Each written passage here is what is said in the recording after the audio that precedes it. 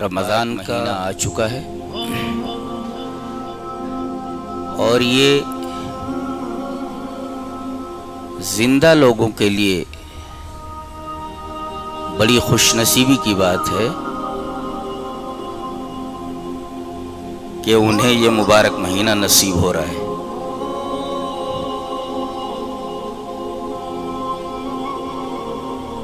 یہ مبارک مہینہ جنہیں مل جائے انہیں اس مہینے کو کس طرح برتنا چاہیے، کس طرح گزارنا چاہیے، میں چند بنیادی چیزوں پر روشنی ڈالنے کی کوشش کروں گا۔ سب سے پہلی بات تو یہ ہے کہ یہ مہینہ تقوی کا مہینہ ہے کہ آدمی متقی بن جائے، اور روزوں کا یہی مقصد بھی بیان کیا گیا ہے تاکہ تم متقی ہو جاؤ۔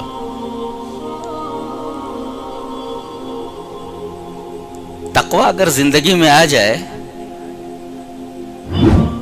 تو اس کا فائدہ کیا ہے وہ سمجھ لیتے ہیں۔ حدیث دیکھیں، حدیث اس طرح: وعن ابی ذر الغفاری رضی اللہ تعالی عنہ قال قال لی رسول اللہ صلی اللہ علیہ وسلم اتق اللہ حیثما کنت واتبع السیئۃ الحسنۃ تمحها وخالق الناس بخلق حسن، رواہ الترمذی فی ابواب البر والصلہ۔ حضرت امام ترمذی رحمہ اللہ ابواب البر والصلہ کے اندر یہ روایت لائے ہیں، اور راوی حضرت ابو ذر غفاری فرماتے ہیں کہ نبی اکرم صلی اللہ علیہ وسلم نے مجھ سے کہا، قال لی رسول اللہ صلی اللہ علیہ وسلم، بطور خاص مجھ سے کہا، کیا کہا؟ اتق اللہ حیثما کنت، تم جہاں بھی رہو اللہ کا تقوی اختیار کرو، اللہ سے ڈرو۔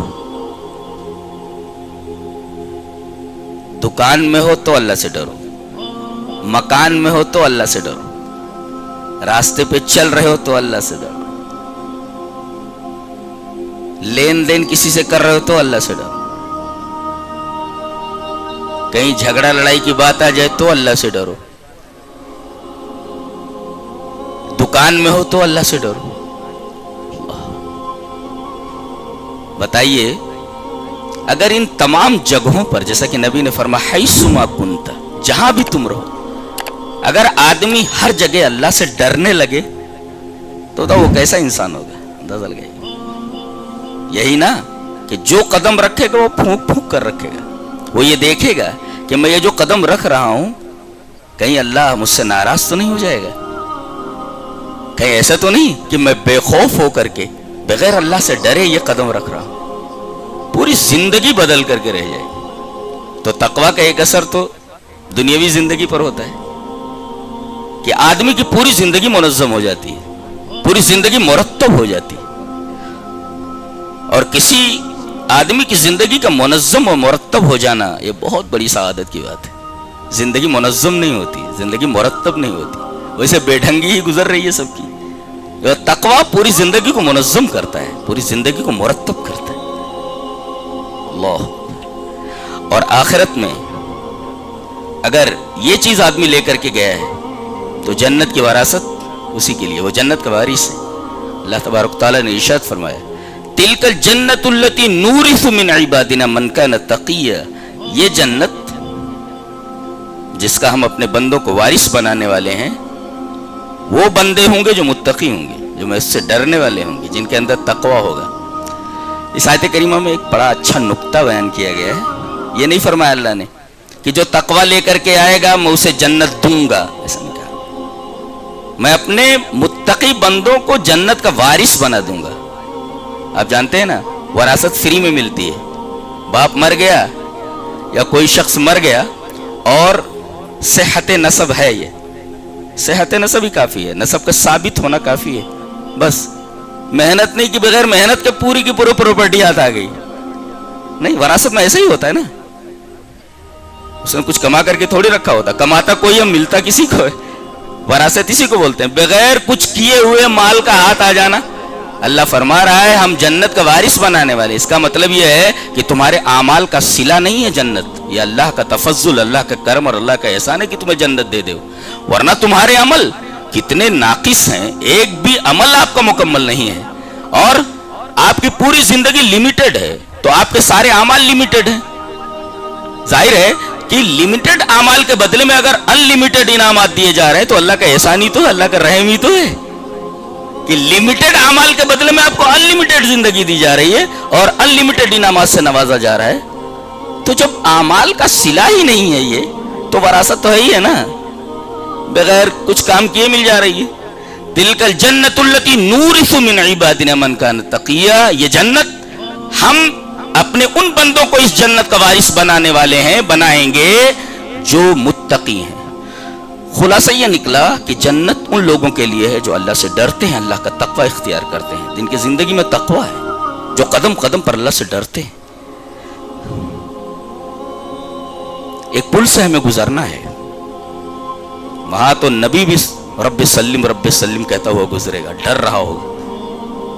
جانتے ہیں وہ ہے صراط کا پل ہے، اور ہر ایک کو اس پر سے گزرنا ہے. اللہ نے فرمایا وَإِن مِّنكُمْ إِلَّا وَارِدُهَا كَانَ عَلَىٰ رَبِّكَ حَتْمًا مَّقْضِيًّا، تم میں سے ہر ایک کو اس پر سے گزرنا ہے. یہ اللہ تبارک و تعالی نے لازم کر رکھا ہے اور مقرر کیا ہوا ہے، لازم ہے ہر ایک کو اس پر، حتمی ہے، گزرنا ہے اس پر سے. كَانَ عَلَىٰ رَبِّكَ حَتْمًا مَّقْضِيًّا، پھر کیا ہوگا؟ اب آدمی گزر رہا ہے. ثُمَّ نُنَجِّي الَّذِينَ اتَّقَوْا وَنَذَرُ الظَّالِمِينَ فِيهَا جِثِيًّا، تو جو متقی ہوں گے ہم ان کو اس پل سے پار کرا دیں گے، اور جو متقی نہیں ہیں ان کو گھٹنوں کے بل میں ہی بٹھا دیں گے، ہم بیٹھ جائیں گے، آگے نہیں جا سکتا. ثُمَّ نُنَجِّي الَّذِينَ اتَّقَوْا وَنَذَرُ الظَّالِمِينَ فِيهَا جِثِيًّا. تو یہ تقوی جس سے جنت ملنے والی ہے ہمیں، یہ تقوی جس سے ہم بڑی آسانی سے پل صراط پار ہونے والے ہیں، یہی تقوی کی ریہرسل کے لیے، یہ تقوی دینے کے لیے تو یہ ماہ آ رہا ہے، یہ رمضان کا مہینہ آ رہا ہے. تو اس کو کس طرح برتنا چاہیے وہ بتانے کی ضرورت نہیں ہے.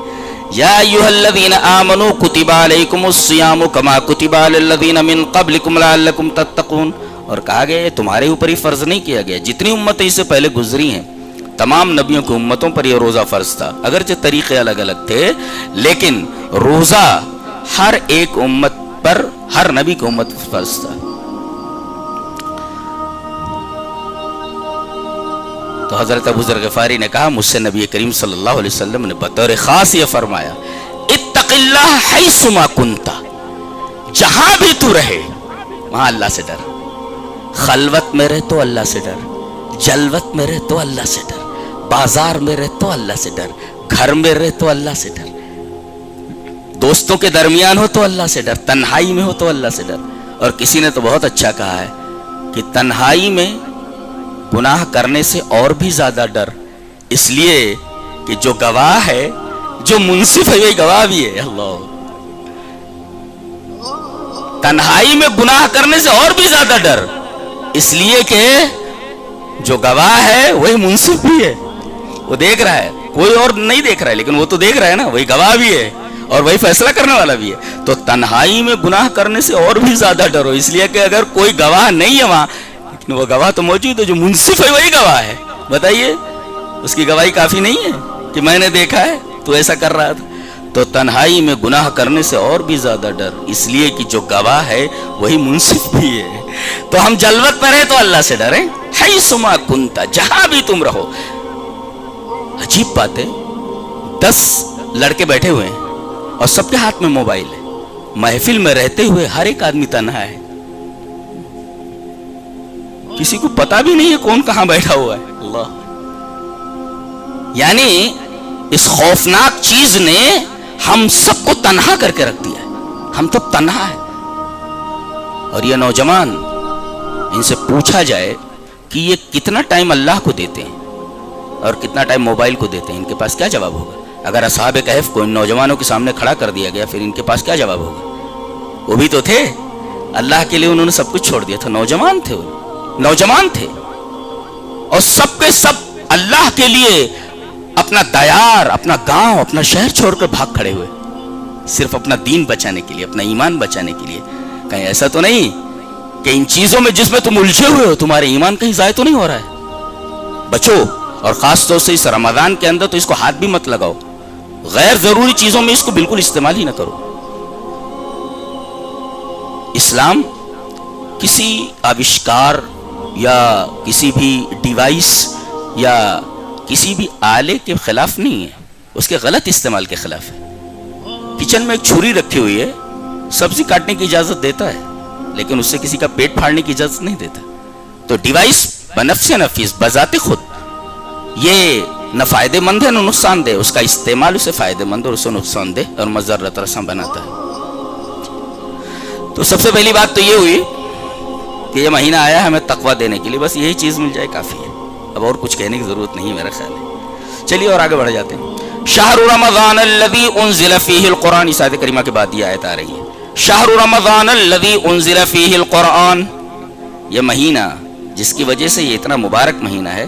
یہ مبارک کس وجہ سے بنا؟ اس لیے کہ ایک مبارک کتاب اس میں نازل ہوئی ہے، جس جیسی مبارک اور بابرکت کتاب کائنات میں ہے ہی نہیں. قرآن حکیم ہے. بھئی 12 مہینے ہیں، 11 مہینے کو یہ فضیلت حاصل نہیں، 11 مہینوں کو یہ فضیلت حاصل نہیں. اسی کو یہ فضیلت کیوں حاصل ہوئی؟ بتایا گیا اس لیے کہ اس میں ایک مبارک کتاب نازل ہوئی. ہذا کتاب انزلنہ مبارک، یہ جو کتاب ہم نے نازل کی ہے نا یہ بڑی مبارک کتاب ہے. اور ظاہر ہے کہ جب قرآن حکیم کے بارے میں قرآن خود بولتا ہے کہ یہ مبارک کتاب ہے، تو جب یہ نازل ہو رہی ہے مہینے میں تو اس مہینے کو مبارک بنانے ہی والی، اس لیے کہ برکت والی چیز جہاں جاتی ہے برکت لے کر کے جاتی ہے. تو جس مہینے میں یہ مبارک کتاب آ گئی پورے کے پورے مہینے کو اس نے بابرکت بنا دیا. تو قرآن کتاب مبارک اس نے نازل ہو کر کے اس شہر کو، شہر مانے مہینہ، اس شہر کو شہر مبارک بنا دیا، مبارک مہینہ بنا دیا. یہ سب قرآن حکیم کی برکت ہے. یہ مبارک مہینہ ہے تو اس نے یہ اس وجہ سے مبارک مہینہ بنا ہے، اس لیے کہ اس مہینے میں ایک مبارک کتاب اتری ہے. کیا مطلب ہوا اس کا؟ زیادہ سے زیادہ اس مہینے میں ہم قرآن حکیم کی تلاوت کریں، اسے سمجھنے کی کوشش کریں، اس کو اپنی زندگی میں داخل کرنے کی کوشش کریں. یہ ہے مقصد اس کا. یہ مہینہ جب قرآن کی وجہ سے یہ اتنا مبارک ہوا ہے تو ظاہر ہے کہ اس کتاب کو ہمیں پڑھنے کی ضرورت ہے، اس کتاب کو سمجھنے کی ضرورت ہے. اور جب یہ کتاب مبارک ہے، مہینے کو مبارک بنا سکتی ہے، تو جو لوگ اس کو پکڑ لیں وہ خود بابرکت ہو جائیں گے. برکت ہم کہاں ڈھونڈ رہے ہیں؟ برکت تو یہاں ہے نا، قرآن کے پاس ہے برکت. قرآن کو پکڑ لو، برکت خود بخود گھر میں آ جاتی. برکت حاصل کرنے کے لیے کیا کیا نہیں کرتے، اور یہ پورا مہینہ برکت ہو جاتا، بابرکت ہو جاتا ہے. یہاں تک کہ آدمی سحری کا کھانا کھاتا ہے، سحری کھاتا ہے، وہ بھی برکت ہی ہے. چلیے وہ حدیث پڑھ لیتے ہیں. حدیث اس طرح، وعن انس رضی اللہ تعالی عنہ قال قال رسول اللہ صلی اللہ علیہ وسلم تصحروا فإن في السحور برکة، رواہ مسلم فی کتاب الصیام. حضرت امام مسلم رحمہ اللہ اس حدیث کو کتاب الصیام میں لائے ہیں، اور راوی حضرت انس بن مالک ہے. وہ فرماتے ہیں کہ نبی اکرم صلی اللہ علیہ وسلم نے ارشاد فرمایا سحری کھا لیا کرو، اس لیے کہ سحری میں برکت ہے. آدمی کی کھانا کھا رہا ہے، اللہ تبارک تعالیٰ نے اس کھانے میں برکت رکھ دی ہے. بتائیے اب آدمی کھانا کھا رہا ہے، قرآن حکیم نے اس مہینے کو اتنا مبارک بنا دیا ہے کہ آدمی اس میں کھانا کھا رہا ہے، جس کو ہم سحری کہتے ہیں. اللہ تبارک و تعالیٰ نے سحر کے اس کھانے کے اندر برکت رکھ دی ہے، تو سحری کھا لیا کرو، اس لیے کہ سحری کھانے میں برکت ہے. فإن فی السحور برکة. اچھا تو برکت ہم چاہتے ہیں تو سحری کھا لیا کریں، برکت ملنے والی ہے. اور ایک لفظ اور استعمال کرتے ہیں، خیر و برکت. تو برکت تو ملنے والی ہے آپ کو، سحری کھا رہے ہیں برکت حاصل ہو رہی. خیر کہاں ہے؟ افطار میں اور جلدی کرنے میں. چلیے وہ حدیث پڑھ لیتے ہیں. حدیث اس طرح، وان سہل ابن سعد رضی اللہ تعالی عنہ ان رسول اللہ صلی اللہ علیہ وسلم قال لا يزال الناس بخیر ما عجل الفطر، رواہ البخاری فی کتاب الصوم. حضرت امام بخاری رحمہ اللہ اس حدیث کو ایسے کتاب الصوم میں لائے. راوی حضرت سہل ابن سعد ہیں. حضرت سہل ابن سعد فرماتے ہیں کہ نبی اکرم صلی اللہ علیہ وسلم نے ارشاد فرمایا کہ امت لوگ ہمیشہ خیریت میں رہیں گے، ہمیشہ خیر کے ساتھ رہیں گے. دیکھو خیر، برکت آیا، اب خیر دیکھو. لا یزال الناس بخیر، سارے لوگ خیر میں رہیں گے، ان کو خیر ملتا رہے گا. کب؟ ما عجل الفطر، جب تک افطار میں جلدی کرتے رہیں گے. افطار کا جلدی کرنا یہ مسنون ہے، اور جلدی کرنے کا یہ مطلب نہیں ہے کہ دن ابھی باقی ہو اور آپ کھاتے بیٹھ جائیں. دن غروب ہو جائے تو اب دیر نہیں کرنا ہے. معلوم ہو گیا کہ اب دن غروب ہو چکا ہے, تو طلوع آفتاب سے لے کر کے سحر سے لے کر کے غروب آفتاب تک یہ جو وقفہ ہے, جو دورانیہ ہے, یہی ہمارے روزے کا پیریڈ ہے, یہ وقفہ ہے. اب جیسے ہی سورج غروب ہوا آپ کو فوراً افطار